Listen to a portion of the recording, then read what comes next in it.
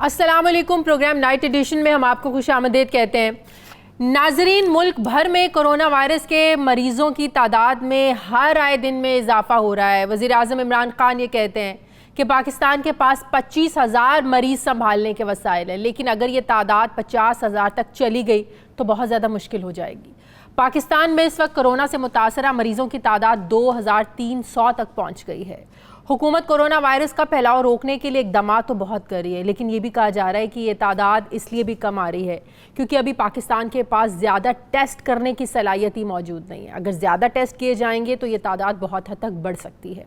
और अगर corona virus के खिलाफ जंग में फ्रंट लाइन पर मौजूद डॉक्टर्स की तादाद को अगर देखा जाए तो 2018-19 के सर्वे के मुताबिक पाकिस्तान में हर 963 अफराद के लिए एक डॉक्टर मौजूद है, जबकि देही इलाकों में ये शरह और भी बहुत ज़्यादा ख़राब है। पाकिस्तान के देही इलाकों में हर 2500 अफराद के लिए सिर्फ एक डॉक्टर वहाँ पर मौजूद है। दूसरी तरफ मौजूदा हालात में जब पूरी दुनिया में हेल्थ इमरजेंसी नाफिज है तो ऐसे वक्त में पाकिस्तान में मौजूद डॉक्टर्स को रेगुलेट करने वाला इदारा गुज़श्ता 6 माह से गैर फ़ाल है।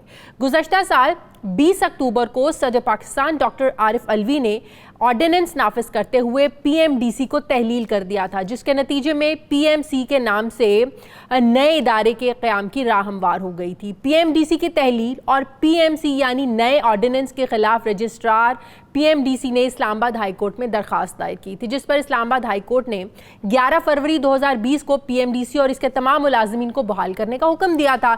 लेकिन अभी तक अदालती अहकामात पर अमल दरामद नहीं हुआ है, जिस पर पीएमडीसी के मुलाजमीन ने फिर तौहीन अदालत की दरख्वास्त दायर की और मौक़िफ़ अपनाया कि पीएमडीसी की इमारत को सील कर दिया गया है और मुलाजमीन को अंदर दाखिल नहीं होने दिया जा रहा। जिसके बाद समाअत फिर 30 मार्च को हुई और इस्लामाबाद हाई कोर्ट के जस्टिस मोहसिन अख्तर क़यानी ने सख्त रिमार्क्स दिए।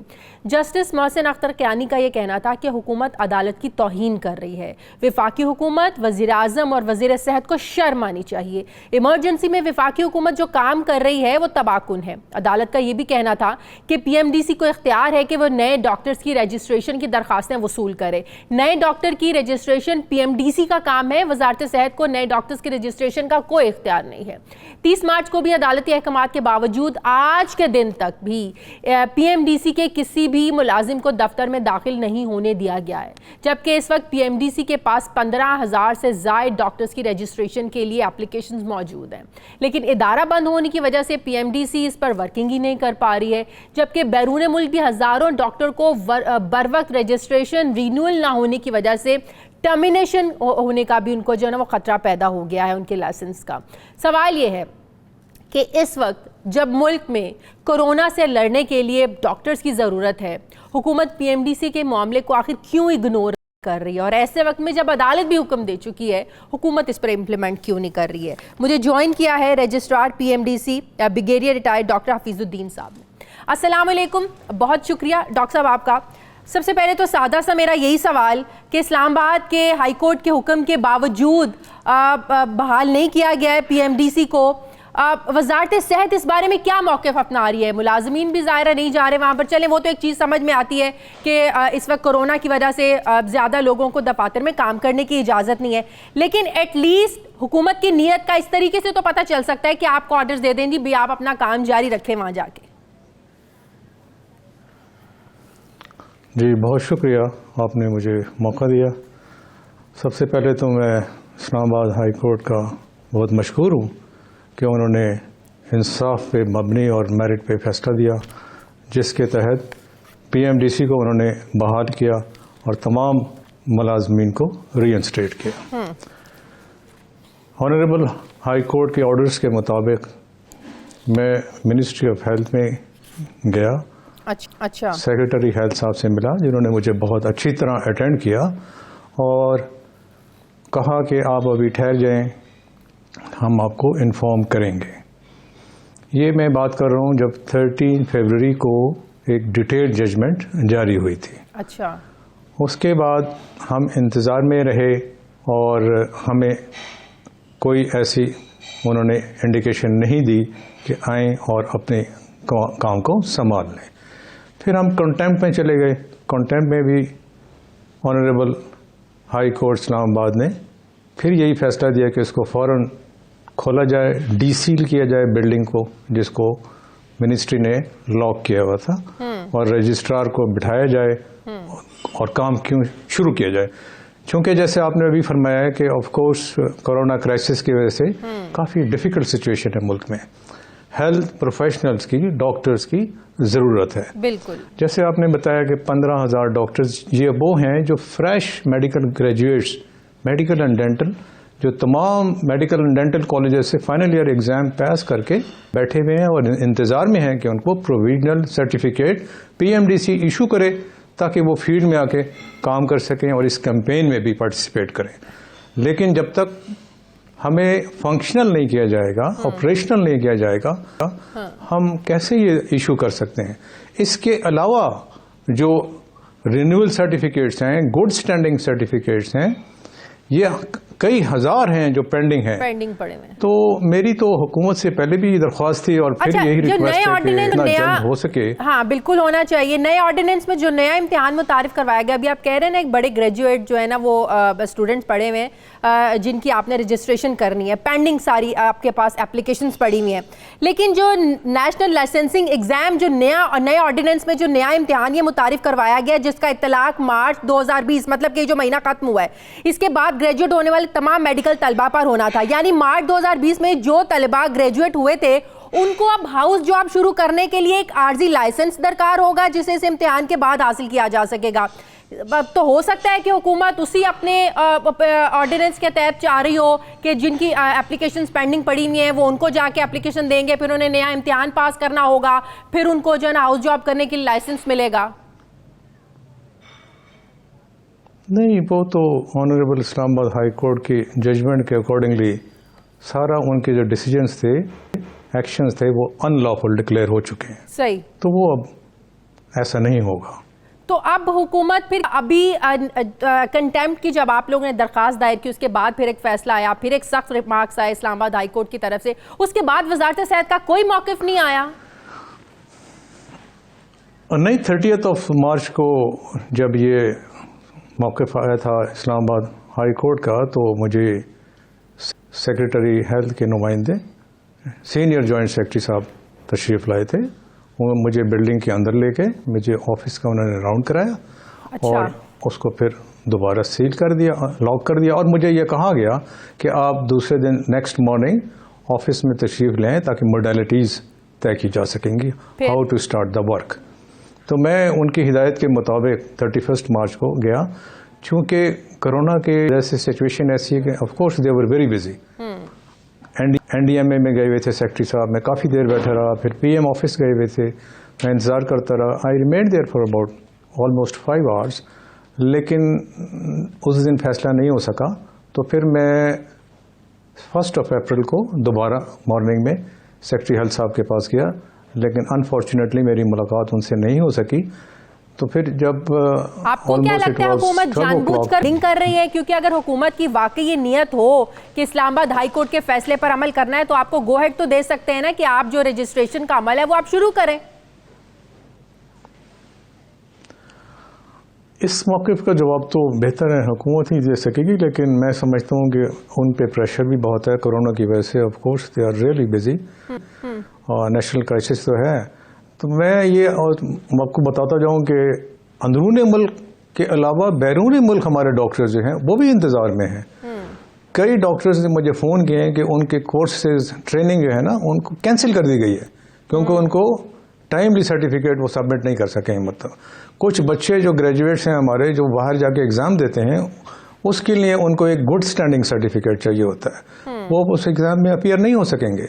तो हमारे पड़ोसी मुल्क के डॉक्टर्स हैं वो ऐसी जगहों पे ज़्यादा कब्जा कर लेंगे। मतलब हम ये इस तरह भी सफ़र करेंगे हमारे डॉक्टर्स। तो मेरी तो हुकूमत से पहले भी रिक्वेस्ट है और आज फिर मैं रिक्वेस्ट करूँगा कि इसको जल्द अज जल्द फुल्ली ऑपरेशनल किया जाए। ऑफ कोर्स जो ये कोविड-19 जो फेडरल गवर्नमेंट की पॉलिसी है उसके तहत जितने ये मुलाजमीन हमें इजाज़त देंगे हम इंशाल्लाह काम शुरू कर देंगे। हम इजाज़त का इंतज़ार कर रहे हैं। ठीक, बहुत बहुत शुक्रिया।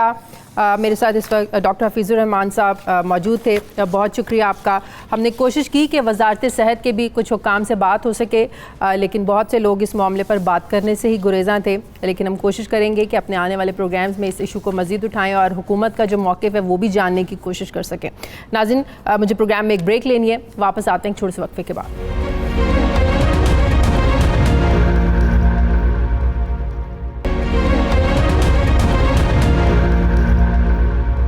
नाजरीन, चीन से शुरू होने वाले कोरोना वायरस ने अमेरिका को अब अपना मरकज़ बनाया हुआ है। दुनिया भर में इस वक्त कोरोना वायरस से 9,61,000 से ज़ायद केसेस सामने आ चुके हैं, जबकि 49,000 से ज़ायद अफराद जान की बाजी हार चुके हैं। सिर्फ अमेरिका में 2,15,000 से ज़ायद अफराद कोरोना से मुतासर हो चुके हैं, जबकि 5,000 से ज़ायद अफराद जो है ना वो हलाक हो चुके हैं। और अमेरिकी हुकाम ये खबरदार कर रहे हैं कि आवाम के घरों में रहने और एक दूसरे से रब्ता कम से कम करने के बावजूद भी वायरस से होने वाली हलाकतों की तादाद 1 से 2 लाख हो सकती है। दूसरी तरफ अगर इंग्लैंड की बात की जाए तो बरतानिया में भी कोरोना वायरस आहिस्ता आहिस्ता बहुत ज़्यादा बढ़ रहा है।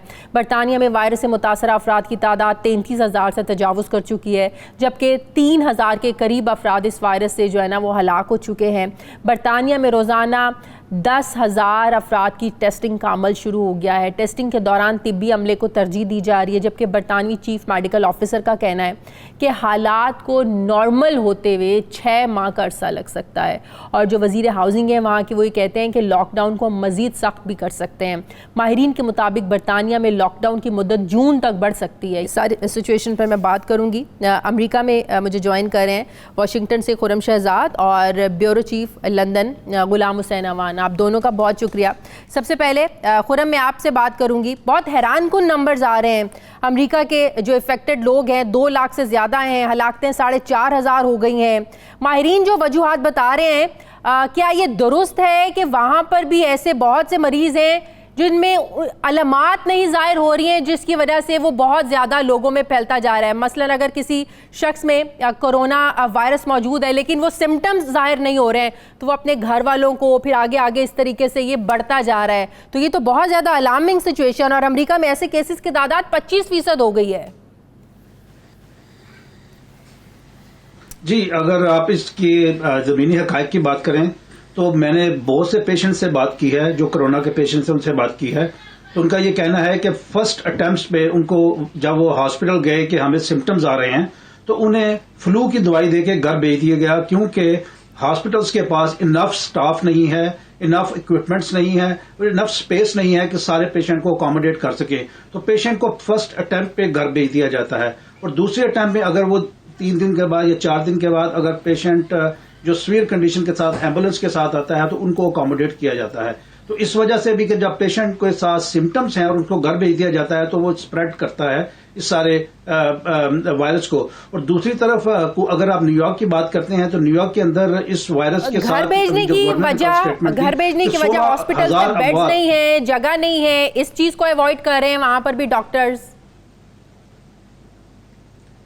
जी बिल्कुल, यहाँ पे जो स्टाफ है, स्टाफ की अवेलेबिलिटी एक इज अ बिग इशू।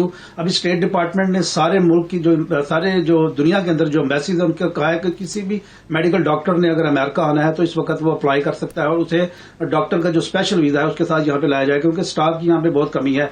जो इस वक्त स्प्रेड हो रहा है अक्रॉस अमेरिका, अभी कोई स्टेट ऐसी नहीं है कि जहाँ पे कोरोना का पेशेंट ना हो। सिर्फ 4 स्टेट्स ऐसी हैं अमेरिका में आउट ऑफ 50 स्टेट्स के जहाँ पे अमवात नहीं हुई हैं। अक्रॉस अमेरिका इस वक्त अमवात हो रही हैं। अब जो न्यूयॉर्क है जहाँ पे हमारा फर्स्ट हैंड एक्सपीरियंस हुआ उन लोगों के साथ जो पाकिस्तानी अमेरिकन जिनको कोरोना हुआ उनके साथ इंटरेक्शन हुआ, तो सभी ने यही कहा कि उन्हें घर भेज दिया गया था। तो इस सिलसिले में जिन लोगों को सिम्टम्स भी आ रहे हैं तो पहला उनको यही होता है कि उनको घर भेज दिया जाता है और उस वजह से वो स्प्रेड हो रहा है सारी जगहों पे। और ये इवन कि हमने लॉकडाउन कर दिया। जिस वक्त मैं वाशिंगटन डीसी में मौजूद हूँ, यहाँ पे मुकम्मल लॉकडाउन है, लेकिन लोगों को बाहर जाना पड़ता है, लोगों को बाहर जाकर इंटरेक्शन करना होता है। आप किसी भी जगह किसी भी मेडिकल फैसिलिटी में जब आप कॉल करते हैं कि मुझे ये सिम्टम्स आ रहे हैं तो आपको नर्स के साथ बात करवाई जाती है, जहां पे उसको वो नर्स आपको बताती है कि आपको कोरोना है। जहां पर आप मौजूद हैं, खुरम, आज वाशिंगटन पोस्ट में मैं पढ़ रही थी कि वाशिंगटन डीसी अगला जो बड़ा हिट कर सकता है कोरोना, वो वाशिंगटन डीसी की रासत है। तो यहाँ पर क्या लॉकडाउन मजीद सख्त है, मजीद ज्यादा इकदाम किए जा रहे हैं यहाँ पर? क्योंकि बहुत अलार्मिंग है कि वाशिंगटन डीसी अगला हिट हो सकता है यहाँ पर ज्यादा। जी बिल्कुल, जो वाशिंगटन डीसी को इसलिए कहा जा रहा है कि ये इसकी जो मज़ाफ़ाती रियासतें हैं जैसे मैरीलैंड, वर्जीनिया, पेंसिल्वेनिया और ये जो डेलवेयर है, यहाँ से लोग वाशिंगटन डीसी में काम करने के लिए आते हैं। तो ये जो जिनकी जो स्ट्रगलिंग नेबरहुड्स हैं जहाँ पे लोगों को इनफ फैसिलिटीज नहीं है, वहां से जो लोग जो अपार्टमेंट्स बिल्डिंग में रहते हैं, जो टाउन हाउस और रो हाउसेज में रहते हैं, वहां से ये उनके पास चॉइस नहीं है, but they have to go out and work.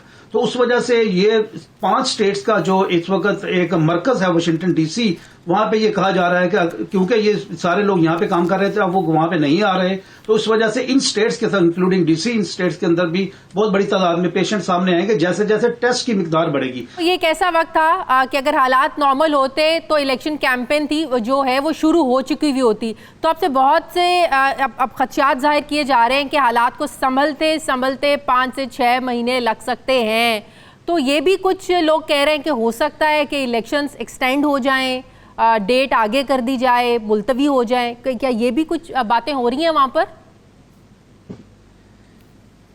जी, जो डेमोक्रेट पार्टी है वो तो कभी नहीं चाहे, वो तो चाहती है कि इसको आगे चले जाए, लेकिन प्रेसिडेंट ट्रंप जो है वो इसको एज ए पॉलिटिकल गेन के तौर पे ले रहे हैं इस सारी एपिडेमिक स्प्रेड के अंदर के वो उन्होंने अपने इंतजाम जो किए हैं, उनकी जो सपोर्ट बेस है उनको इंटैक्ट रखने के लिए वो हर जगह पे इनफ इंतजाम करना चाहते हैं। दूसरी तरफ जो डेमोक्रेट पार्टी है, अपोजिशन पार्टी है, वो कंपेन नहीं कर पा रही, वो कहीं आ जा नहीं सकती, लोग ईमेल को रिस्पॉन्ड नहीं करते, फोन को रिस्पॉन्ड नहीं करते, वो लोगों से मिल नहीं पा रहे। एक मुकम्मल इस वक्त जो माहौल होता था वो इस वक्त चल चुका होता। जुलाई के अंदर Democrat DNC Democratic National Convention होता है, वो नहीं हो सकेगा। उसके बाद जुलाई के एंड के ऊपर Republican RNC Republican democratic convention, वो भी नहीं हो सकेगा। इसके अलावा हर हफ्ते में 2-3 आपको यहाँ पे अपीयरेंस नजर आती थी, वो भी अब नहीं हो रही। टोटल जो डेमोक्रेट पार्टी की टोटल जो कैंपेन है वो इस वक्त स्टॉप हो चुकी है। सही। गुलाम हुसैन, बरतानिया में अगर ओवरऑल बात करें तो 30,000 के करीब जो है ना वो पहुंच चुकी है तादाद वहाँ पर भी, और 2,921 जो है वो हलाकतें वहाँ पर भी हो चुके हैं। लेकिन हैरानगी की बात यह है कि कल 24 घंटों में 367 अफराद जो हैं कल भी यहाँ पर डेथ्स हुई। यहाँ पर भी नंबर्स कम होने के बजाय रोज़ बरोज़ बढ़ते जा रहे हैं। जी बिल्कुल ठीक है आपने शादी, यहाँ पर नंबर्स भी इसलिए भी बढ़ रहे हैं कि जो NHS के पास जो फैसिलिटीज हैं उनका जो है फुकदान शुरू हो चुका है। अभी NHS के जो हेड हैं उन्होंने ये बताया कि यहाँ पर जो सहूलियात हैं वो नाकाफी हैं, जितनी बड़ी तादाद के अंदर जो है वो पेशेंट्स जो है वो रब्ता कर रहे हैं, जितनी बड़ी तादाद के अंदर क्वेरीज कर रहे हैं। ये आपको बताऊं कि जब से ये बरतानिया के अंदर लॉकडाउन की बात चली और बरतानिया ने इमरजेंसी डिक्लेयर की, तो उसके बाद से लेकर आज तक का ये 18 लाख अफराद ने यहाँ की जो हेल्पलाइन है 111 उसके ऊपर जो है वो अपनी क्वेरीज ली हैं, उसके अंदर अपनी सिम्टम्स बताई हैं, और उनमें से जिसकी सीवियर सिम्टम्स होती हैं उनको कॉल किया जाता है या उसको अस्पताल बुलाया जाता है। लेकिन उनके अंदाजे के मुताबिक बहुत बड़ी तादाद के अंदर अभी लोग हैं जिनको जो ये पॉजिटिव हो सकता है कोरोना वायरस, लेकिन चूंकि अभी किट्स नहीं है, अभी उनको इस तरीके से चेक नहीं किया जा सकता, तो इसलिए सबको ये मशवरा दिया जाता है कि वो अपने आप को सेल्फ नहीं, अभी नहीं। NHS भी जो है वो कोशिश कर रही है और कहा जा रहा है कि अगले 1-2 दिन के अंदर जो है वसूल हो जाएंगे। और सबसे जो बड़ा चैलेंज है इस वक्त कि वो जो NHS के जो वर्कर्स हैं including doctors, nurses, paramedical staff, उनको सबसे पहले चेक किया जाए, क्योंकि इतनी बड़ी तादाद के अंदर उनको पहले चेक किया जाएगा। उनमें से जिन अफराद को जो है ये इन्फेक्टेड होगा उनको फिर आइसोलेट किया जाएगा ताकि अस्पताल के अंदर से या जहां पर इलाज हो रहा है वहां से ये ना फैलना पाए। आज फिर ये वार्निंग जारी की गई है कि आने वाला जो हफ्ता है वो बहुत ज्यादा क्रूशियल बरतानिया में हो सकता है, क्योंकि पहले इंग्लैंड की तादाद बढ़ी। डेफिनेटली ये तो आउट ऑफ क्वेश्चन है कि एक्सटेंड ना हो, क्योंकि आज इन्होंने ये कह दिया कि लॉकडाउन को बंद करने का या इसको मुख्तसर करने का सवाल ही पैदा नहीं होता, क्योंकि इंग्लैंड के बाद जो वेल्स और स्कॉटलैंड और आयरलैंड ये तीनों बहुत तेजी के साथ यहाँ पर केसेस के अंदर इजाफा हो रहा है और अमवात भी वहां पे बढ़ रही हैं। तो इसलिए मैं कहूंगा बरतानिया का जो नेशनल हेल्थ सर्विस है ना वो बहुत प्रेशर के अंदर है। हालांकि उन्होंने 10,000 बेड्स पर मुश्तमिल फील्ड अस्पताल भी बना दिया जिसमें गवर्नमेंट्स ने काम भी शुरू कर दिया है, लेकिन इसके बावजूद इतनी बड़ी तादाद के अंदर जो लोग हैं वो राब्ता कर रहे हैं कि इनसे कोप नहीं हो रहा, इनसे बहुत ज्यादा मुश्किलात आने वाले दिनों में आ रही हैं। और ठीक जी, बहुत शुक्रिया गुलाम रमान लंदन से और वाशिंगटन से खुरम शहजाद मेरे साथ थे। मुझे प्रोग्राम में एक ब्रेक लेनी है नाज़रीन, वापस आते हैं छोटे से वक्फे के बाद।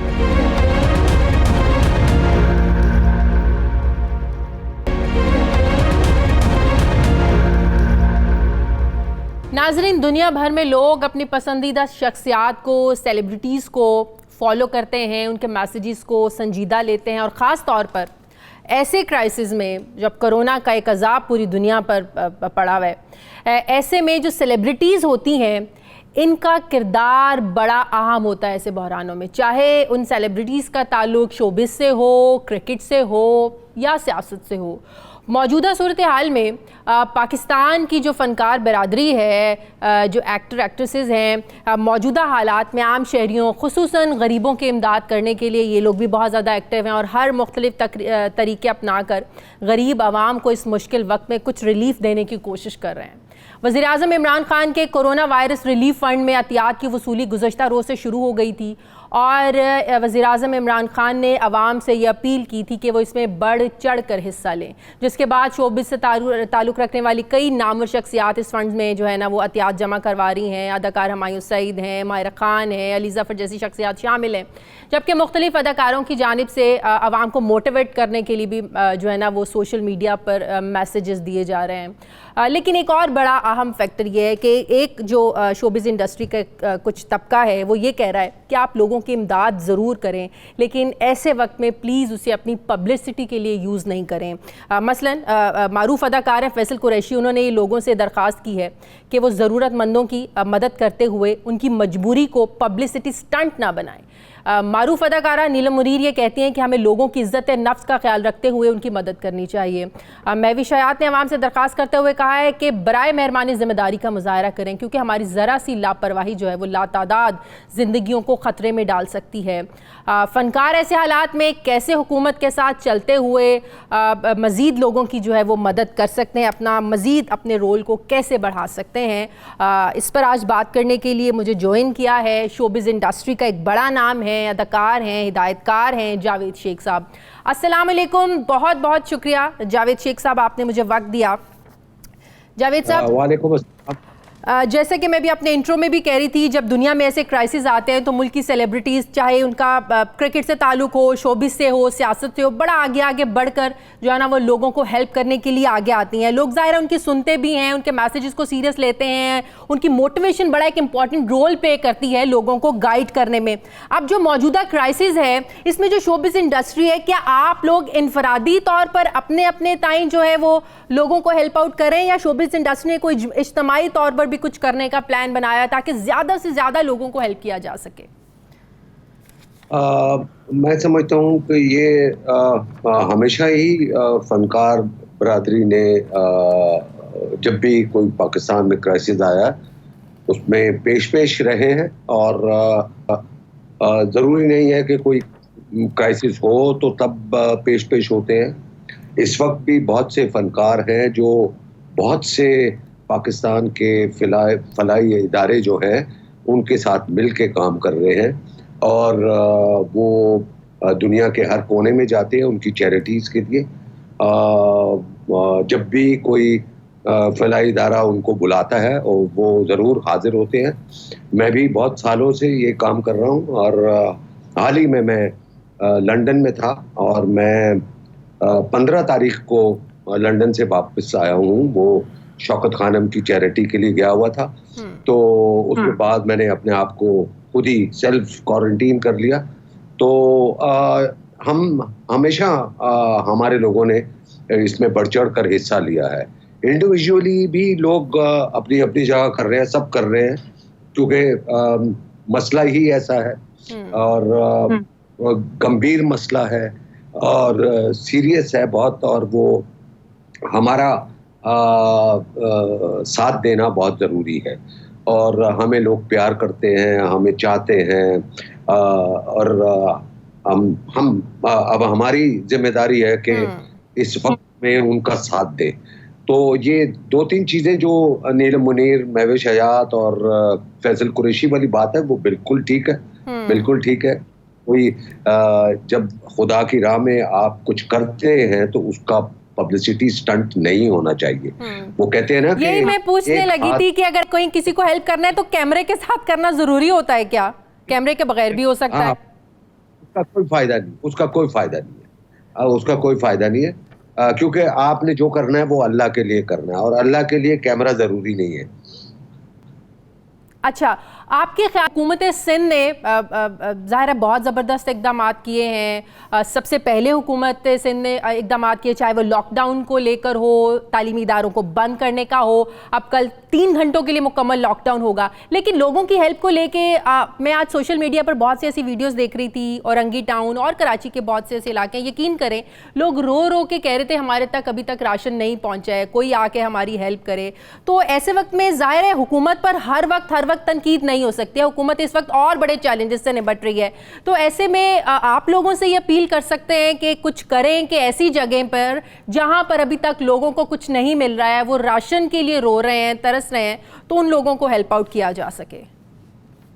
नहीं, बिल्कुल सही है। देखो, सिंध हुकूमत ने बहुत अच्छे स्टेप्स लिए हैं, हम उनको अप्रिशिएट करते हैं। बात आपकी भी बिल्कुल सही है कि आपने कहा कि बहुत से चैलेंजेस हैं, एक नहीं है, इसके अलावा भी बहुत सी प्रॉब्लम्स हैं। मेडिकल इक्विपमेंट हमारे पास पूरा नहीं है और उसके इंतजामात भी किए जा रहे हैं। और फिर या आप देखें ना कि सिंध हुकूमत के लिए कितना प्रॉब्लम है। सिंध हुकूमत हो या वफाक हो या पंजाब हो, कोई भी हुकूमत हो, उसके लिए इतने सारे लोगों तक पहुंचना बहुत मुश्किल है। और ये वो वक्त है और ये वो जगह है जहां दूसरे इदारे और दूसरे लोग इंडिविजुअली काम करते हैं। जैसा कि बहुत से इंडस हॉस्पिटल हो गया, सैलानी हो गया, मदनी वाले जो है ना, ये सारे लोगों में जाके बांट रहे हैं, मगर एक वक्त लगेगा हर एक को पहुंचने तक। इतनी बड़ी आबादी है कराची की, मैं तो सिर्फ की बात कर रहा हूँ, इतनी बड़ी आबादी है, सब तक पहुंचना उसको भी 2 दिन 4 दिन 6 दिन 8 दिन 10 दिन लग सकते हैं कि एक जगह से कितना टाइम लगता है और महदूद टाइम होता है। प्लीज आप लोगों से अपील करें जो SMS के जरिए भी हुकूमत सिंध भी और वज़ीर आज़म साहब ने भी जो एक ऐप जो इंट्रोड्यूस करवाई है कि आप जिसको राशन की ज़रूरत है वो मैसेज करें और अपना रजिस्टर करवाएं। लास्ट में अपना मैसेज दीजिए कि लोग ज़्यादा से ज़्यादा एहतियात जमा करवाएं, ज़्यादा से ज़्यादा लोगों की हेल्प करें। मैं चाहूँगी हमारे प्लेटफॉर्म के ज़रिए आप लोगों को मैसेज दीजिए प्लीज़। बिल्कुल, देखिए जी, मेरा मैसेज तो सिर्फ ये है कि ये वक्त है कि हम अपने उन भाइयों का ख्याल करें, उन बहनों का ख्याल करें, उन माओं का ख्याल करें, उन बूढ़े लोगों का ख्याल करें जिनको इस वक्त हमारी सख्त ज़रूरत है। जो अब बाज़ लोग तो ऐसे भी सफ़ेद पोश लोग हैं, वो तो बता भी नहीं सकते कि उनको इमदाद की ज़रूरत है। हमको मैं ऑब्वियसली इंडिविजुअली भी करता हूँ। मैं क्या करता हूँ, मैं गाड़ी में निकल जाता हूँ और मैं जाके लोगों की शक्ल देख के, जहां मुझे कोई बूढ़ा शख्स या बूढ़ी औरत नजर आती है, मैं रोक के जो कुछ हो सकता है मैं उनके साथ वो इमदाद करता हूँ। यू सी, तो मेरा कहने का मकसद ये है कि मेरा पैगाम इस वक्त उन लोगों से, साहिब हैसियत लोगों से ये है कि खुदारा ये वो वक्त है जब आप अगर अल्लाह को राजी करना चाहते हैं तो अल्लाह ताला ने आपको जो दिया हुआ है उसमें से इन लोगों पर खर्च करें। और मेरा तो और पैगाम होगा कि देखें, इस महीने के आखिर में, अप्रैल के एंड में रमजान शुरू हो रहा है, तो जो ज़कात आपने एंड के लिए रखी है वो आज निकाल दे। और वो आज आप निकाल देंगे तो वो अफजल होगी आपकी ज़कात जो है। बिल्कुल सही, बिल्कुल सही। बहुत बहुत शुक्रिया जावेद शेख साहब मेरे साथ है। और बिल्कुल ये बात बहुत ज़्यादा ज़रूरी है कि राशन बैग ज़रूर बनवाएं, लेकिन उन राशन बैग्स के साथ अपनी तस्वीर मत बनाएं कि हम लोगों के लिए इतना कुछ कर रहे हैं। कहते हैं ना, अगर किसी को इमदाद दें एक हाथ से दें कि दूसरे हाथ को पता भी ना चले, तो ऐसा कीजिए। नाज़रीन, मुझे प्रोग्राम में एक ब्रेक लेनी है, वापस आते हैं एक छोटे से वक्त के बाद।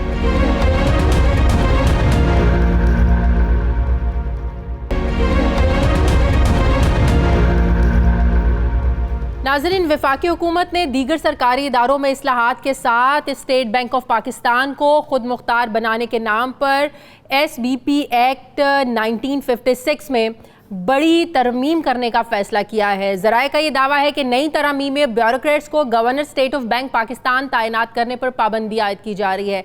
ऐसा कोई भी शख्स गवर्नर, डिप्टी गवर्नर, डायरेक्टर या मेंबर बनने का अहल नहीं होगा जो कि पार्लियामेंट या सूबाई असम्बली का मेंबर हो, किसी ऐसे हुकूमती इदारे में मुलाजिम हो जहां से तनख्वाह अवामी फंड से अदा की जाती हो, या फिर किसी बैंक का शेयर होल्डर हो, या फिर किसी सियासी जमात का कारकुन हो।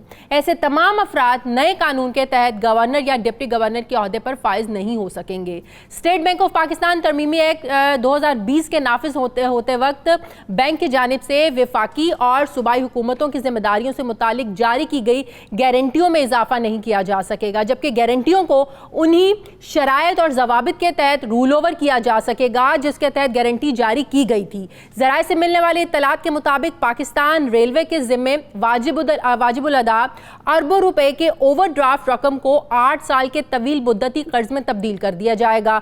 मुआवजा मार्केट इंटरेस्ट रेट पर वसूल किया जाएगा, जबकि बैंक के इंतजामी और पॉलिसी से मुतालिक मामलात के लिए एग्जीक्यूटिव बोर्ड का क़याम अमल में लाया जाएगा। स्टेट बैंक ऑफ पाकिस्तान तरमीमी एक्ट 2020 के नाफिज होते वक्त बैंक पर वाजिबुल अदा कर्जों जिनमें प्राइमरी मार्केट से खरीदी गई एडवांस हुकूमती सिक्योरिटीज शामिल हैं, उन्हीं शराइत और जवाबित के साथ रिटायर्ड हो जाएंगी जिनके तहत इनमें तौसी की गई थी।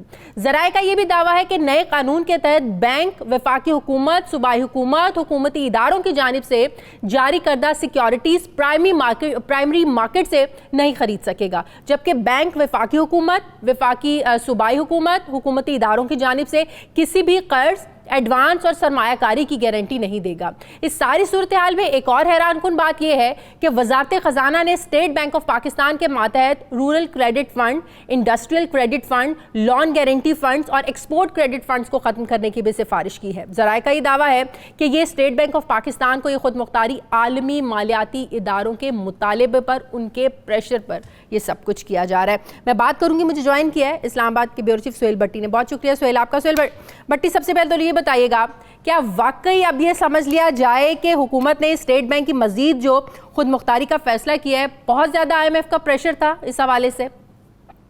शाज़ी, आपने बिल्कुल दुरुस्त कहा। ये IMF की एक बुनियादी शर्त थी जिसके तहत IMF की जानिब से ये मुतालबा किया गया था दीगर शराइत के साथ कि आपने स्टेट बैंक ऑफ पाकिस्तान को खुद मुख्तार बनाना है। खुद मुख्तार बनाने के लिए लाजिम था कि स्टेट बैंक ऑफ पाकिस्तान के एक्ट जो कि 1956 में जारी हुआ था उसके अंदर तरमीम की जाए।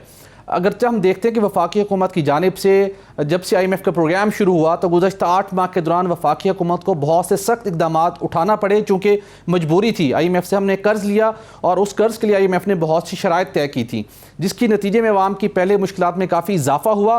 अब जिन शराइत के ऊपर अमल दरामद होने का सिलसिला शुरू होने जा रहा है, उससे आने वाली हुकूमतों की और मौजूदा हुकूमत की मुश्किलात में भी बेपनाह इजाफा होगा आने वाले दिनों के अंदर, चूँकि हुकूमत के पास कोई और ऑप्शन नहीं है कि IMF के मुतालबे के ऊपर स्टेट बैंक ऑफ पाकिस्तान के जो कानून है उसमें तरमीम कर दी जाए। इसमें जो एक बड़ी सबसे अहम जो तरमीम होने जा रही है और जिसकी सरकारी दस्तावेज नाइट एडिशन को एक्सक्लूसिवली मसूल हुए हैं, उसके अंदर ये पूरा माजरा बयान किया गया है कि अब स्टेट बैंक ऑफ पाकिस्तान का नए कानून के तहत उसका स्ट्रक्चर क्या होगा, उसके इख्तियारात क्या होंगे। मामला ये है कि माजी में जब भी वफाकी हुकूमत को बजट खसारा का सामना रहा, उन्होंने अपने अखराजात पूरे करने होते हैं तो स्टेट बैंक ऑफ पाकिस्तान से वो नए करेंसी नोट छपवा लिया करते थे। अब नए कानून के तहत वफाकी हुकूमत को पाबंदी का सामना करना पड़ेगा कि वो लेकिन किसी इसके साथ एक और अहम बात जो शर्त जो रखी गई है कि ऐसा कोई भी शख्स गवर्नर, डिप्टी गवर्नर, डायरेक्टर या मेंबर बनने का अहल नहीं होगा जो कि पार्लियामेंट या सूबाई असम्बली का मेंबर हो, किसी ऐसे हुकूमती इदारे में मुलाजिम हो जहां से तनख्वाह अवामी फंड से अदा की जाती हो, या किसी बैंक का शेयर होल्डर हो,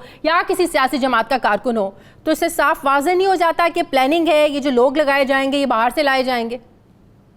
जी बिल्कुल इसी तरह से ही है। माजी के अंदर हम देखते हैं कि सरकारी अफसरान भी governor state Bank of Pakistan या डिप्टी गवर्नर के ओहदे के ऊपर फाइज होते रहे, लेकिन अब इस नए कानून के तहत उनको ये इजाज़त हासिल नहीं होगी।